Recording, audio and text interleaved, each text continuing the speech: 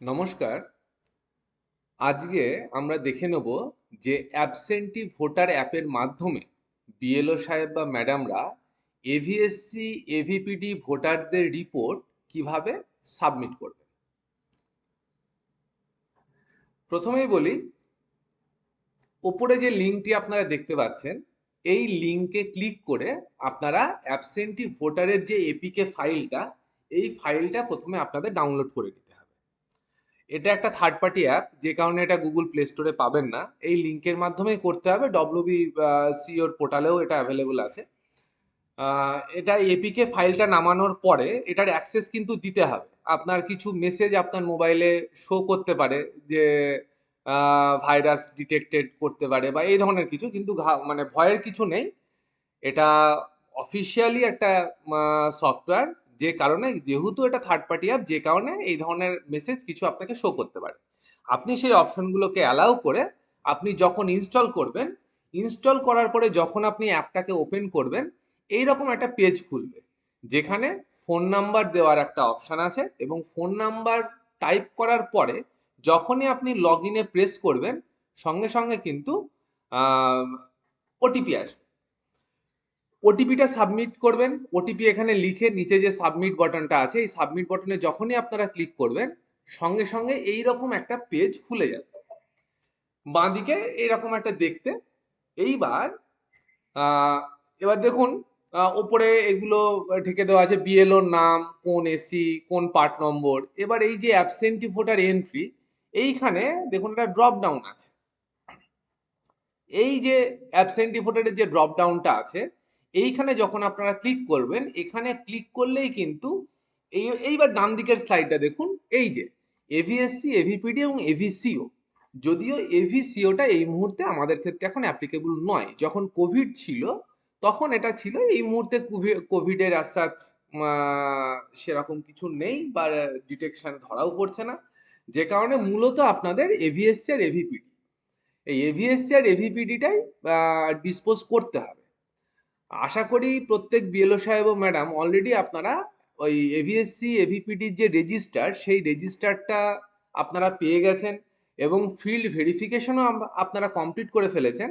কারণ এই কাজটি যেটা হবে, এটা ফিল্ড ভেরিফিকেশনের পরেই আপনাদের এই পোর্টালের মাধ্যমে সেগুলোকে মার্ক করতে হবে। এবার ফিল্ড ভেরিফিকেশনে যখন আপনারা ফিল্ড ভেরিফাই করতে গেছিলেন ফিল্ডে, তখন আপনারা দু ধরনের মানুষজন পেয়েছেন। এক হচ্ছে যারা 12ডির মাধ্যমে ভোট দেবে না, অর্থাৎ যারা নিজেদের বুথে গিয়ে ভোট দেবে। আর দুই, যারা বাড়িতে বসে ব্যালটে ভোট দেবে। এবার এই অপশনগুলো কখন কি করতে হবে, এবার আমরা নেক্সট নেক্সট করে আমরা একবার দেখে নিই। এইবার আপনার রেজিস্টার অনুযায়ী আপনি এখানে দেখুন, একটা এই যে ড্রপ ডাউন থেকে এভিএসসি, এভিএসসির এই যে 205 নম্বর যে সিরিয়াল, এই সিরিয়ালটা যখনই আপনি এই সার্চ করবেন, এই যে আতশ কাঁচের মতো যে চিহ্নটা আছে, এখানে সার্চ করলেই দেখুন নিচে এইরকম তার নাম, first name, last name, gender, age, তার পার্ট নম্বর, সমস্ত তথ্য কিন্তু দেখিয়ে দেবে। তারপরে এইখানে যেটা ঢাকা দেওয়া আছে, এখানে আপনার এপিক নাম্বার, এই সরি, আপনার মোবাইল নাম্বারটা লিখতে হবে। যদিও মোবাইল নাম্বারটা অপশনাল, তারপরেও আমাদের সাজেশন যে তার, যদি তার ফোন না থাকে, অ্যাটলিস্ট তার ফ্যামিলি মেম্বারের কাউরির একজনের ফোন নাম্বারটা অ্যাটলিস্ট এখানে দেবেন। তাহলে পরবর্তী পর্যায়ে যদি কোনো ইস্যু হয়, আমরা আমাদের এন্ড থেকে ওনাদের সাথে কন্ট্যাক্ট করা আমাদের কিন্তু সুবিধে হবে। এবার দেখুন নিচে on field verification, on field verification বলে এখানে একটা অপশন এসেছে। যখনই আপনারা এই অন ফিল্ড ভেরিফিকেশন, এই অপশনটিতে আপনারা প্রেস করবেন, এবার ডান দিকে স্লাইডে চলে আসুন। এরকম একটা মেসেজ দেবে, have you physically met the elector. অর্থাৎ আপনি যখন ফিল্ড ভেরিফিকেশনে গেছিলেন, আপনার কি ওই ইলেক্টরের সাথে আপনি কি সাক্ষাৎ হয়েছে? যদি হয় তাহলে ইয়েস দেবেন, যদি না হয় তাহলে নো করবেন। এবার আপনি তার বাড়িতে গেলেন, তার সাথে সাক্ষাৎ হলো, আপনি ইয়েস করলেন। ইয়েস করার সঙ্গে সঙ্গে যে মেসেজটা আমরা দেখতে পাবো, এগুলো এইরকম, যখনই ওই আগের স্লাইডটা আবার এখানে দেখানো হয়েছে, যখনই আপনি ইয়েস, ওখানে ইয়েস করে দেবেন। সঙ্গে সঙ্গে নিচে বাঁ দিকে এইটা দেখুন, এখানে ফর্ম 12D ডেলিভার্ড এই অপশানটা কিন্তু এসেছে। আগে কিন্তু অপশানটা ছিল আহ, আগে আগে অপশানটা ছিল অন ফিল্ড ভেরিফিকেশন, তারপরে পপ আপ মেসেজ এসেছিল। যখনই আপনি ফিজিক্যালি মেড দ্য ইলেক্টরে ইয়েস করেছেন, সঙ্গে সঙ্গে কিন্তু ফর্ম 12D ডেলিভার্ড এই অপশানটি এসেছে। এবার ফর্ম 12D যদি আপনি দেন তাহলে ইয়েস করবেন, যদি না দেন তাহলে নো করবেন। আমি দুটো অপশানই পরপর দেখাচ্ছি। যদি আপনি যে ইলেক্টরের বাড়িতে গেলেন তাকে আপনি বললেন এরকম ব্যাপার, এই কমিশন কি চাইছে, আপনি গাইডলাইনটা তাকে, আমি আর অত ডিটেলসে যাচ্ছি না, সংক্ষেপে আপনারা সকলেই জানেন, বললেন। সমস্ত কিছু শোনার পরে উক্ত ভোটার যদি বলে যে আমি ফর্ম নেবও না, আমি বাড়িতে ভোট দেবও না, আমি বুথে গিয়েই ভোট দেবো, এরকম যদি কিছু হয় তাহলে আপনাকে ডেলিভার্ডের জায়গাটা নো করতে হবে। যখনই আপনি নো করবেন, নোয়ে প্রেস করার সাথে সাথে কিন্তু আপনার এই রকম একটা মেসেজের বক্স খুলে যাবে, যেখানে আপনাকে কারণটা লিখতে হবে। সেক্ষেত্রে আপনি কারণটা কি লিখবেন? আপনি কারণটা লিখবেন do not want to opt for postal ballot.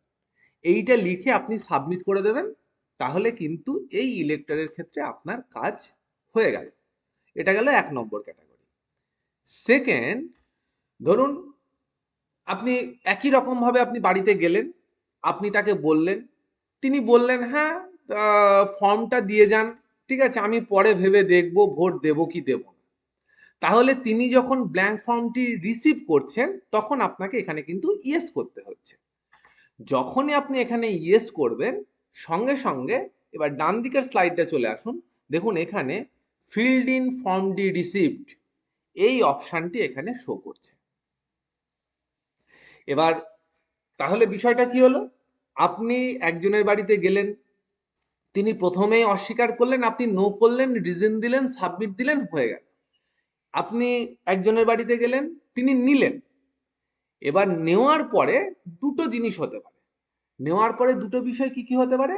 এক, উনি আবার ওই ফর্মটি আপনাকে ফেরত দিয়ে দিলেন যে আমি বাড়িতে ভোট দেবো না, আমি বুথেই ভোট দেবো।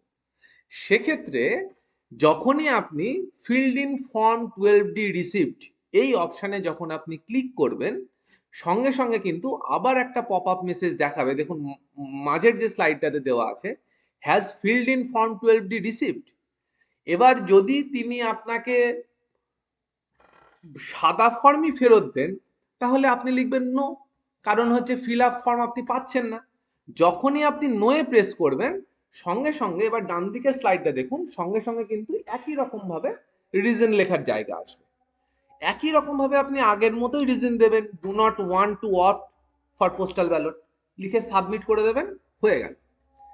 এইবার যদি কেউ বাড়িতে ভোট দিতে চায়, সেক্ষেত্রে আমরা কি করব?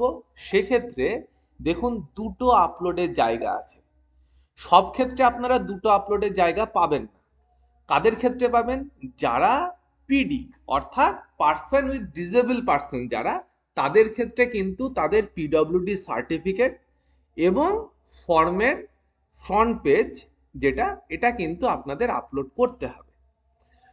যদি এই অপশানটি যদি পিডি না হয়ে এসসি হয় অর্থাৎ সিনিয়র সিটিজেন হয়, সেক্ষেত্রে কিন্তু শুধুমাত্র আমাদের ফর্মটি আপলোড করলেই হবে। যখনই আপনারা এই অপশানে টাচ করে ক্যামেরা ওপেন হবে, ফর্মটিকে আপলোড করে দেবেন, সঙ্গে সঙ্গে কিন্তু মেসেজ দেখিয়ে দেবে যে সাকসেসফুলি রিসিভড, এই মেসেজটা দেখিয়ে দেবে, তাহলে হয়ে যাবে। এই গেল মোটামুটি যত ধরন। আর একটা যেটা আপনাদের হতে পারে সেটা হচ্ছে, যখন এই প্রথম অপশানটা যে have you physically made the elector, ধরুন কোনো কারণে সেই ইলেক্টর আপনার এলাকা থেকে শিফট করে গেছে বা মারা গিয়েছে, তাহলে সেক্ষেত্রে আপনি ইয়েস করতে পারবেন না, সেক্ষেত্রে আপনাকে নো করতে হবে।